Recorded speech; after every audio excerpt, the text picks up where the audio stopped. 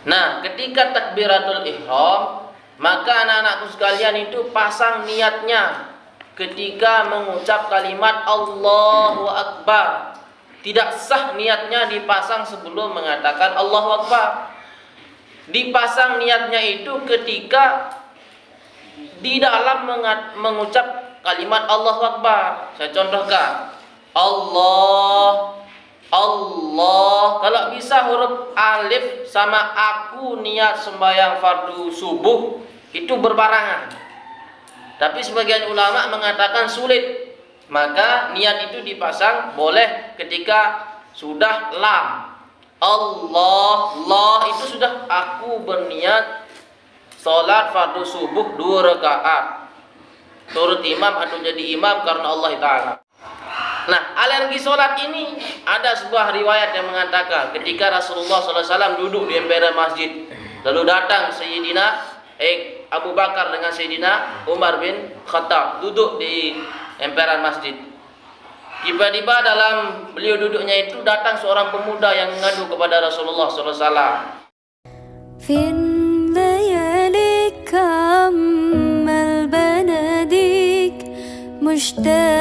لعنيك وحشني لقاك بالي مشغول بهواك على طول والليل طول وانا مش وياك. Assalamualaikum warahmatullahi wabarakatuh.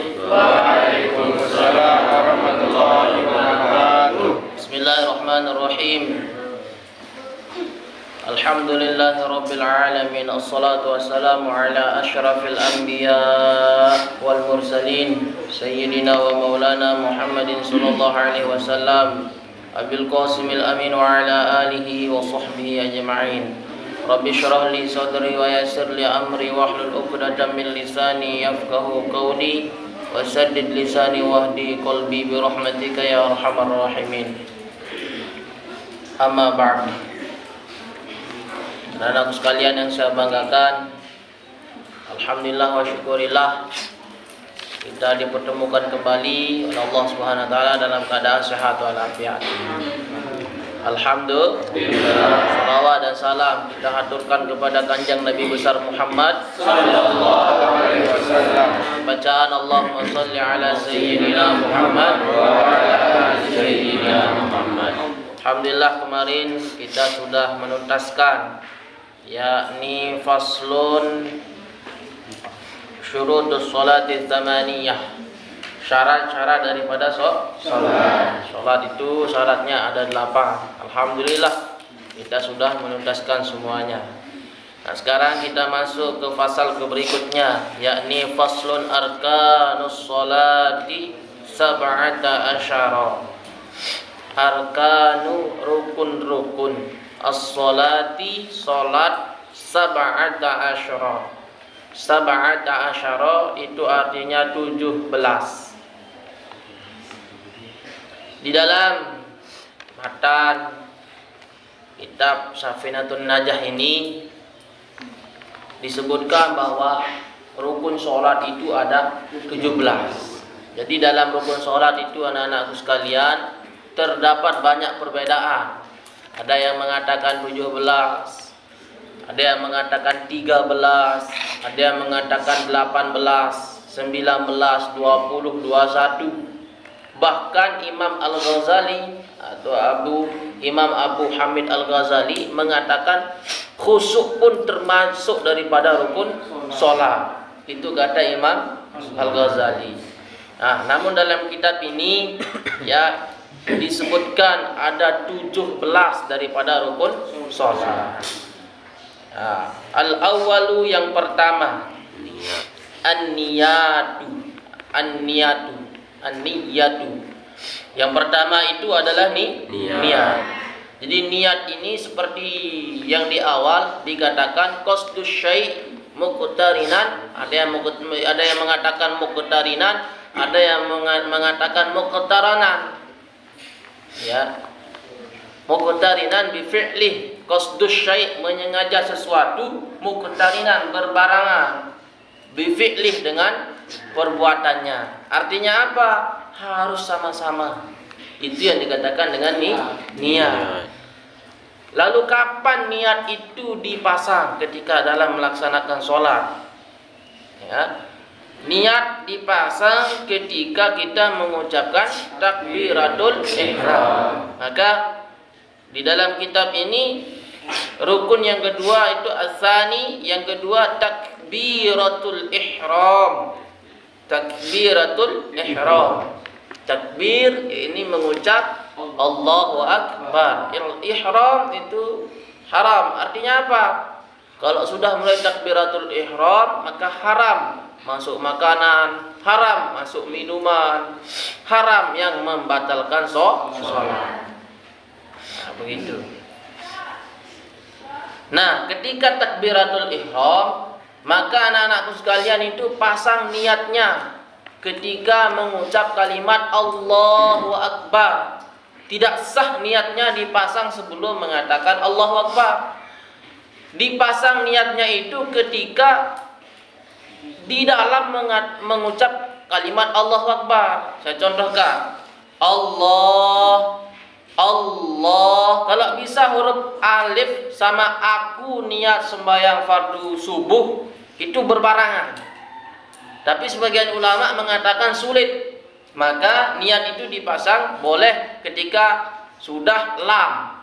Allah itu sudah aku berniat salat fardu subuh 2 rakaat. Turut imam atau jadi imam karena Allah Ta'ala. Itu tempat dipasang niat. Allah.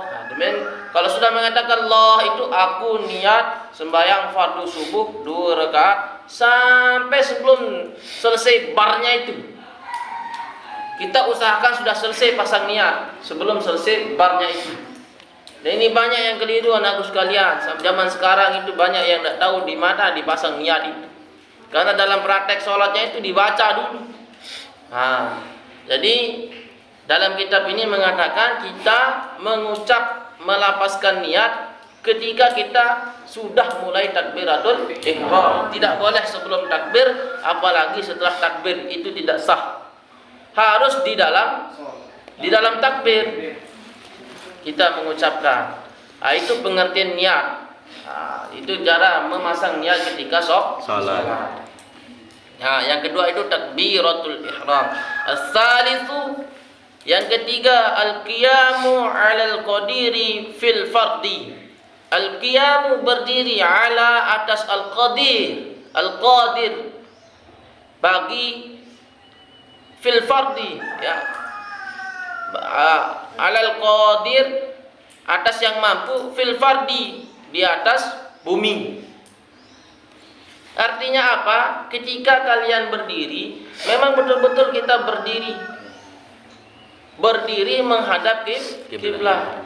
Jadi ketika kita menghadap kiblat, kita memang betul-betul mau menghadap kepada Allah. Layaknya seperti paskibrah.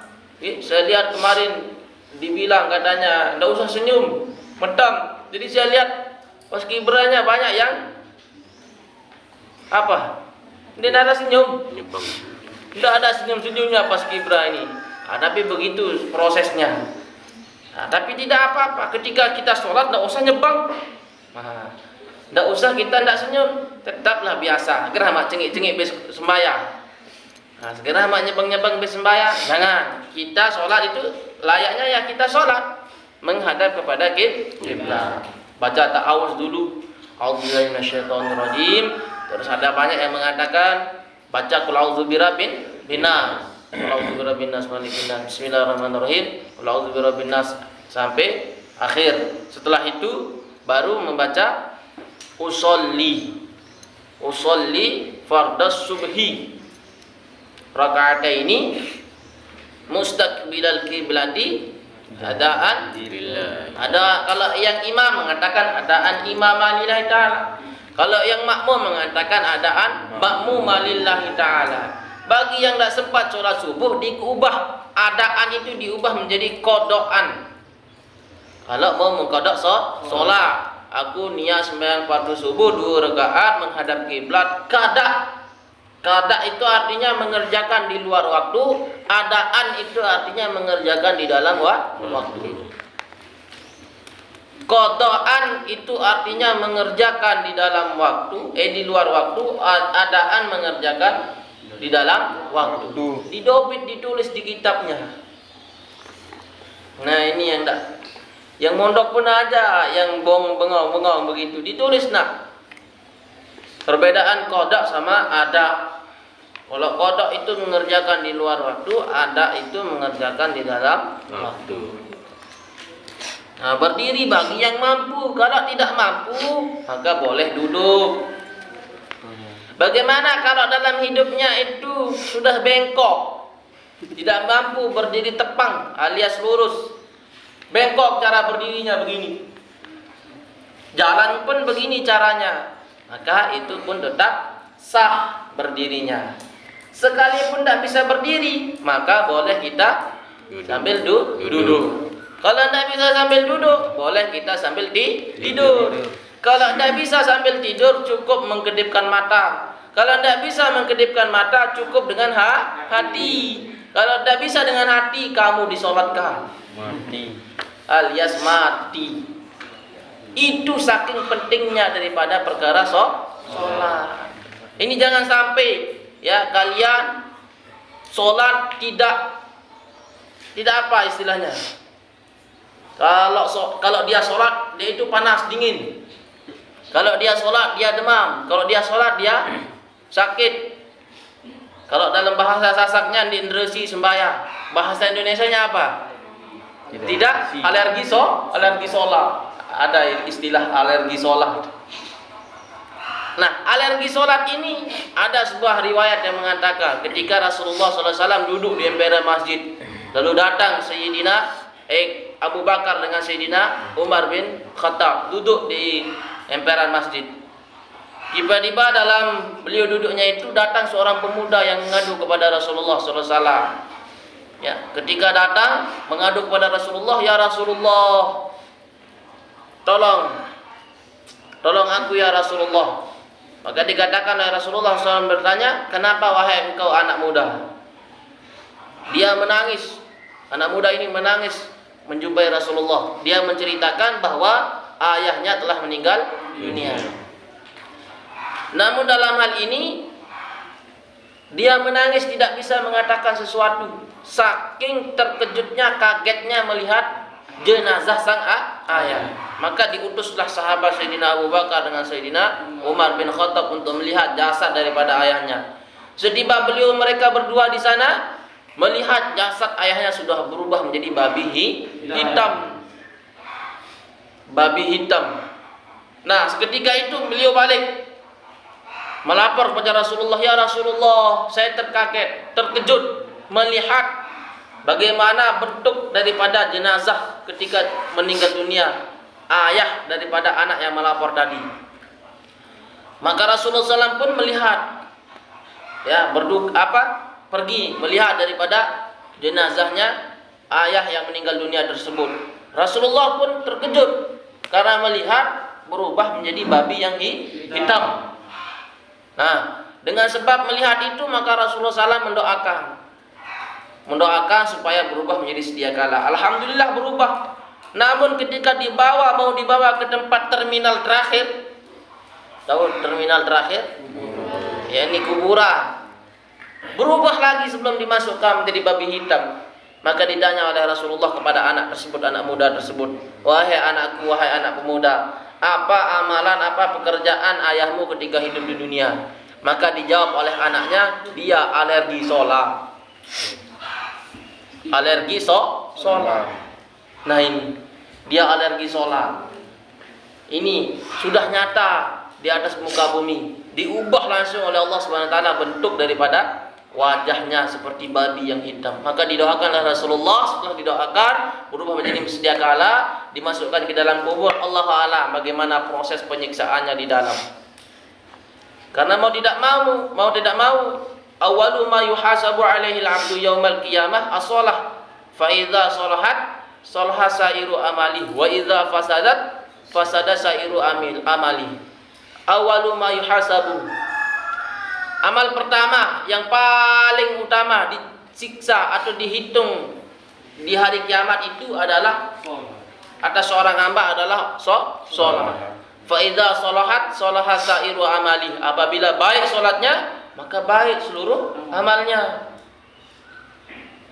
Wa idza fasadat fasada sa'iru amali. Apabila buruk sholatnya, maka buruk amalnya. Sekalipun kita mendermakan harta kita, kita mengeluarkan semen 5 dam, tidak 5 sak, 5 dam untuk pembangunan masjid, tapi tidak sholat. Nah, itu yang akan diperhitungkan nanti oleh Allah. Seperti bunyi hadis ini, kalau tidak sholat, maka ya tidak baiklah seluruh amalnya. Jadi sholat yang pertama harus dihitung, diperbaiki oleh kalian semua, oleh kita semua. Nah ini, sekarang banyak yang meremehkan sholat. Banyak sekali yang meremehkan sholat. Atau mungkin ada di antara kita yang hobinya meninggalkan sholat. Kalau meninggalkan kekasihnya tidak mau, tapi sholat ditinggalkan, innalillah. Nah ini banyak sekali zaman sekarang yang meninggalkan sholat. Ya. Bil khusus ujiannya yang sama anak-anak madrasah aliyah, karena imannya itu di atas rata-rata sama SMK. Karena pelajarannya itu adalah agama terus, maka imannya Masya Allah. Seperti ibarat orang yang naik ke atas kelapa, semakin tinggi dia naik, semakin kencang dia diguyur oleh angin. Nah itu, maka perlu kiranya kita berbicara seperti ini supaya jangan sampai meninggalkan sholat. Paham ya? Nah ini kita lagi bahas rukun sholat.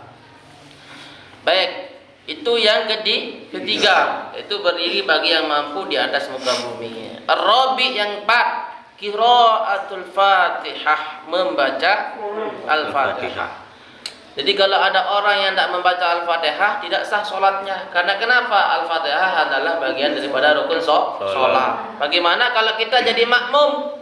Nah ini banyak yang keliru ini ketika jadi makmum.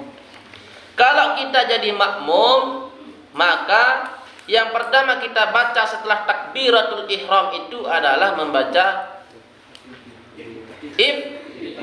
iftitah, yakni bacaan kabirau walhamdulillah ila akhiril.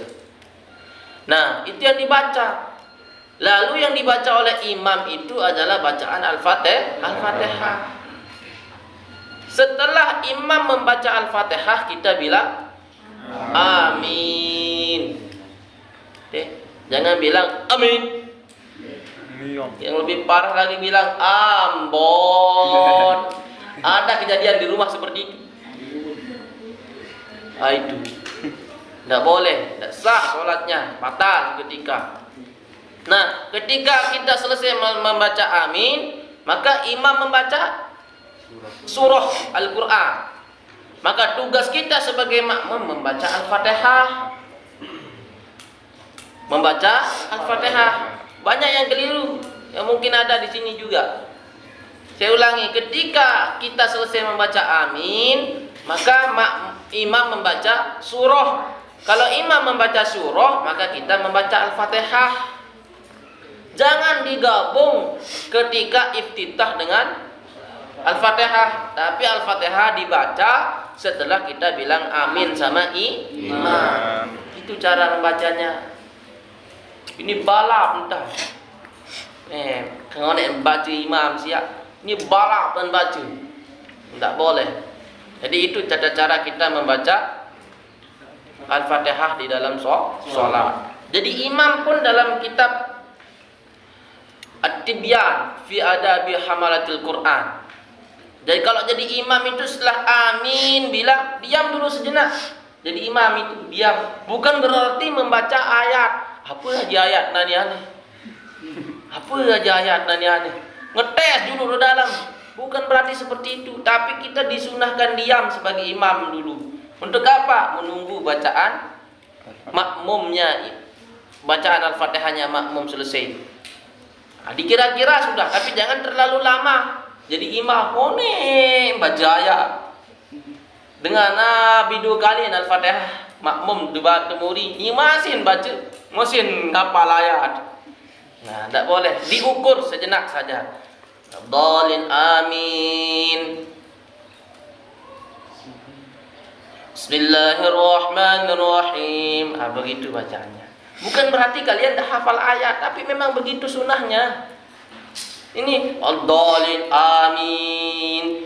Bismillahirrahmanirrahim. Ini tidak tahu sunnah ini. Tidak tahu sunnah. Nah, begak-begak lah sunnah itu. Nah, jadi seperti itu. Kita diam dulu baru membaca apa? Surah. Baik. Itu qiraatul Fatihah. Nah ini, kalau tidak membaca suratul Fatihah maka batal sholatnya. Kalau masbuk bagaimana? Nah, kalau masbuk maka boleh kita tidak membaca. Misalkan baru datang nih,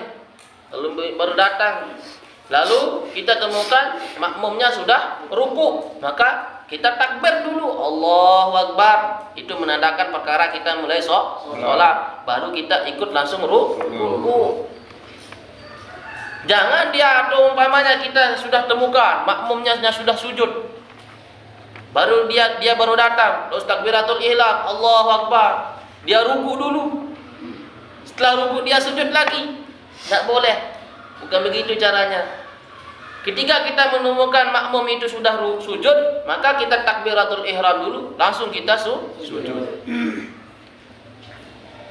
Nah, itu yang pertama. Yang kedua, dalam rakaat pertama, ini yang sering keliru. Ketika kita sebagai masbuk, ini baru rakaat pertama, ya. Nah, ketika kita jadi makmum, lalu imam itu sudah ruku, kita baru datang. Nah, ketika kita mau takbiratul ihram, Allahu Akbar, kita mau ruku. Ketika kita mau ruku, imamnya bangkit. Maka nanti kamu itu wajib melengkapi 1 rakaat setelah salam imam. Kenapa? Karena ini tidak dihitung 1 rakaat. Yang dihitung 1 rakaat itu adalah sama-sama ruku dengan imam. Bagaimana lamanya sama ruku dengan imam itu? Ukuran membaca subhanallah. Kalau kita baru datang, imam lagi ruku, lalu kita mau ruku, terus bangkit imamnya, maka ini wajib kita melengkapi 1 rakaat setelah salam imam nanti. Kalau enggak kita lengkapi, berarti kita kurang rakaatnya, tidak sah sholatnya. Kemarin saya tidak tahu, nah sekarang kamu tahu. Kalau sudah tahu maka begitu cara mengerjakannya. Kalau umpamanya imam sudah ruku, baru kita datang, terus kita mau ruku, sama kita mau ruku, tapi ukuran membaca kalimat subhanallah, bangkit imam dari rukunya, maka ini sudah dikatakan 1 rakaat. Maka kita tidak wajib untuk menambah 1 rakaat setelah salam imam. Kita berbarangan salamnya sama imam. Paham nggih? Itu cara masbuk. Kemudian masbuk lah sih. Karena telat begitu. Ada ceritanya orang yang masbuk, ya, dia terlambat sholat karena takut mendahului yang namanya orang tua. Kalau tidak salah Sayyidina Umar. Ya, beliau tidak berani mendahului daripada orang tua itu ketika mau pergi ke masjid. Saking takzim hormatnya kepada orang tua tersebut. Tahu-tahunya ketika sampai gerbang masjid, orangnya bukan Islam, los dia. Itu kalau kita tidak sekarang, ya, orang tua dianggap geng. Ini banyak yang tidak normal kita sekarang. Sudah tahu orang tua dianggap anak kecil, sudah tahu anak kecil dianggap orang tua. Paham maksud saya? Ketika ngomong sama orang tua, dia ngomong seperti anak kecil. Si Dimbi jual lain. Kamu jadi kamu biara, kamu nih dengan doa.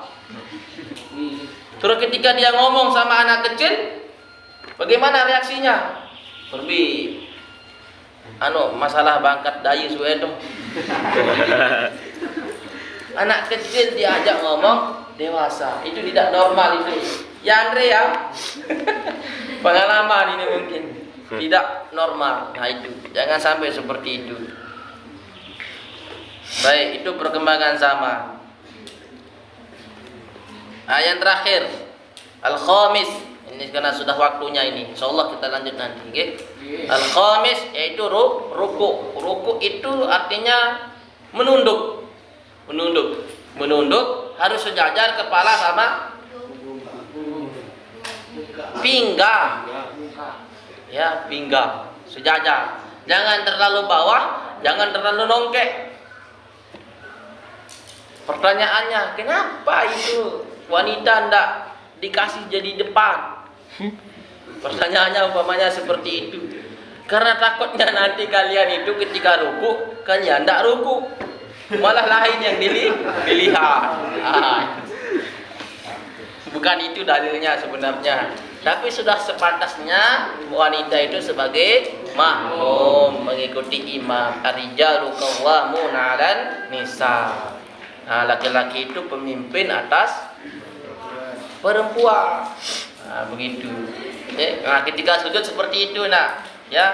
Nah, ketika kita sujud jangan sampai melihat mata kaki, jangan sampai melihat kaki, tapi lihatlah tempat kalian sujud. Di mana papa kita, istilahnya di mana tempat kita sujud, itu yang dilihat. Ini sampai berlebihan sujudnya, terus sampai turun sampai bawah. Ya, sampai bawah, terus sampai bawah, lalu dilihat yang paling belakang itu dari bawah ini. Itu bukan sholat namanya, itu namanya kayang namanya. Tidak sah nanti sholatnya. Jadi ya, yang terakhir itu adalah yang kelima adalah ruku, itu menunduk lah istilahnya. Ya, makanya itu di dalam sholat. Kalau di luar sholat kita tidak boleh. Kalau di luar sholat jangan sampai menunduk, karena jangan sampai kita menyembah manusia. Beda kalau di Jepang. Kalau di Jepang itu tanda hormatnya menunduk. Begitu. Kalau di Jepang. Kalau kita ya cuma menunduk begini, jangan sampai menyerupai orang sholat. Paham ya? Wallahu a'lam bishawab.